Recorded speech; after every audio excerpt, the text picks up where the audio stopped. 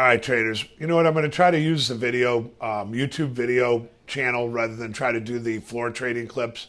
It's just too hard, and there's too much going on right now. So anyways, look, the S&P is in a little bit of a quandary here. We had a huge move up after there was no news coming out of China after the Labor Day holiday.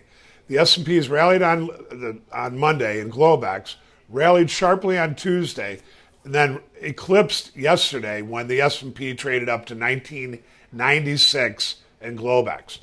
The S&P sold off throughout the day all the way down to 1936 and then sold off to 1926 this morning before it rallied back up to 1940, 41, 42 and is now coming back down as we're talking. Look, you got a lot of moving parts here, everybody.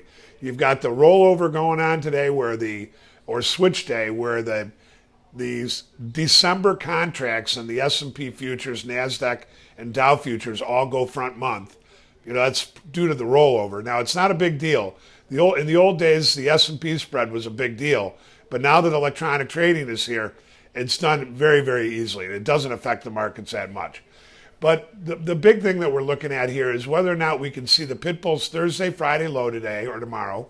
And then we move into next week where it's a little bit more of a congested calendar. You've got the September options expiration, and then you've also got the Fed's two-day meeting and whether or not they're going to hike rates. I don't think they're going to hike rates. And then we're going to go into that very volatile period at the end of the quarter or the September quarterly rebalance at the end of the month. So here, where are we at right now? Well, where we're at right now, the markets look weak. You had a big rally, you've had a big sell-off, and we're going into some pretty critical time levels here. I think 1908 is a big level. If you start taking out 1908, I think you're going back down to 1880, and somebody's saying 1866 or something like that. But you know, at the end of the day, I think what we've seen here this morning is we saw a little bit of everybody getting a little too short, like they got a little too long into yesterday's rally early. The markets still look a little weak this morning. So we're going to leave it like that, you guys. I'm going to be back. I want to remind everybody, we have a boot camp coming up, and we've got a new options room that I think is just going to be great.